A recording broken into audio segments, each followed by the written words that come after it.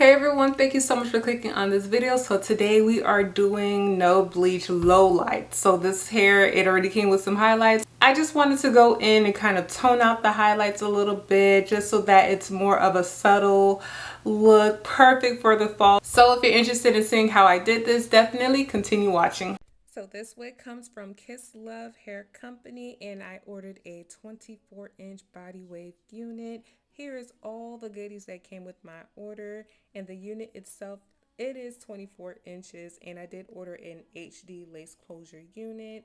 The knots did seem to be pre-plucked and the band was already attached on the inside. Now it does come with wig combs because they're not already attached, so it's like it's optional to have the combs in the wig. So the wig is a highlighted pre-colored unit. I did initially want it and I was going to just install it out the package, but I wasn't really feeling the blonde, honey blonde, or burnt orange looking color against the 1B base color. So I did decide after washing it, as you guys can see here, that I was going to actually go in and kind of tone down some of the highlights just so that it actually complements the hair. So here I am showing you guys how I am prepping the hair before I go in with my Mahogany hair dye. So this is Mahogany from Adore. This is not a bleach. It is not a permanent hair color. It is a rinse. So I am using this to kind of create some low lights in the unit, and I am using foils, so I'm going to saturate the foils first just so that I can evenly distribute the color onto the hair strands that I'm working on.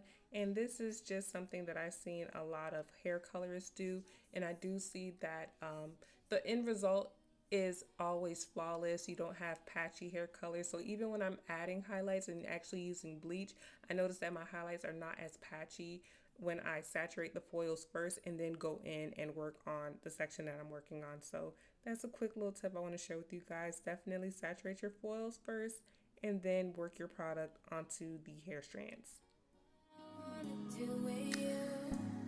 I know that my guys, they've been talking about the way I do what I do. They heard I was good, they wanna see if it's true.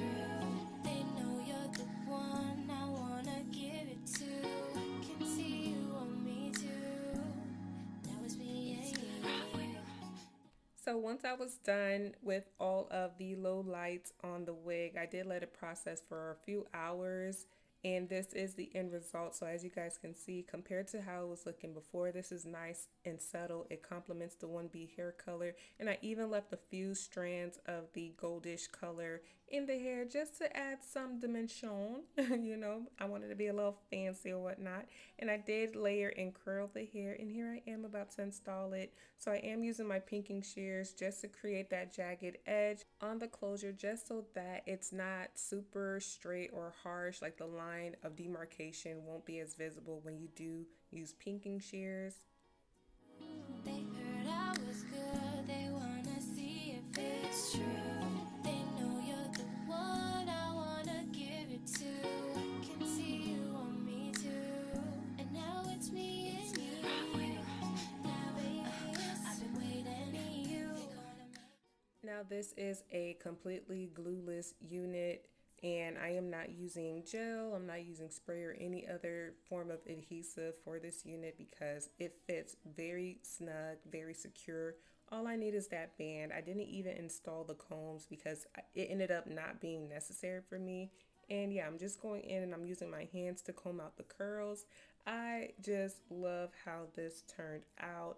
I feel like going in with the hair dye was necessary because now look at it. The hair color just complements the rest of the hair and the overall look is fabulous.